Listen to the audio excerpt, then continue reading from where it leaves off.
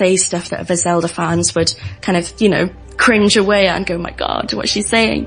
But, you know, I kind of think of it like Ocarina of Time is a little bit overrated, and I know, I've put that out there in the world now, I can't take that back.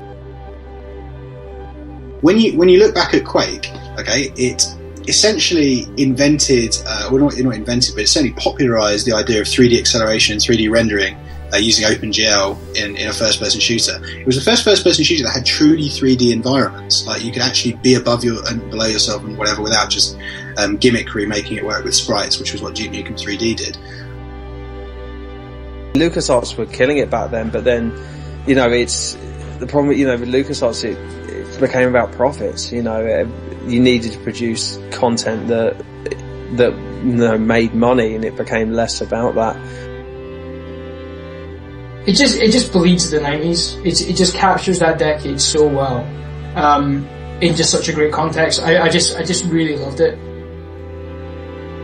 I had no idea what the hell was happening with Arsenal Gear at the end of that game. I mean, the plot was weird, and alright, when you're 11 years old, it's possibly a bit too wordy. But, you know, I had a lot of stuff that was really cool. You've had many hours to get attached to this character.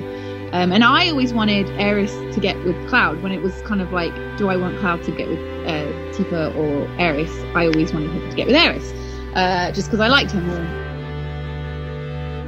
But I think of that moment, and I think there aren't many games that can do things like that. It's a story that just thinking about the way aspects of that story play out makes me smile immensely.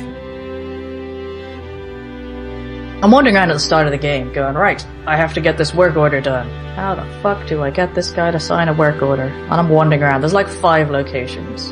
No idea what I'm supposed to do.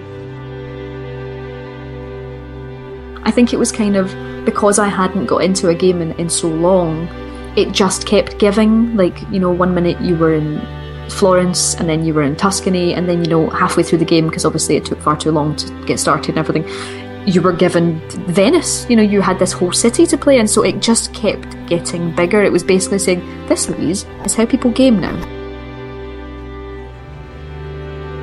It was really unbelievable. It was basically the first 3D platformer, or at least, if not the first, it was the first one that mattered. And it like, even when you play it today, you think, wow, this is like, for them to nail that like that was pretty incredible.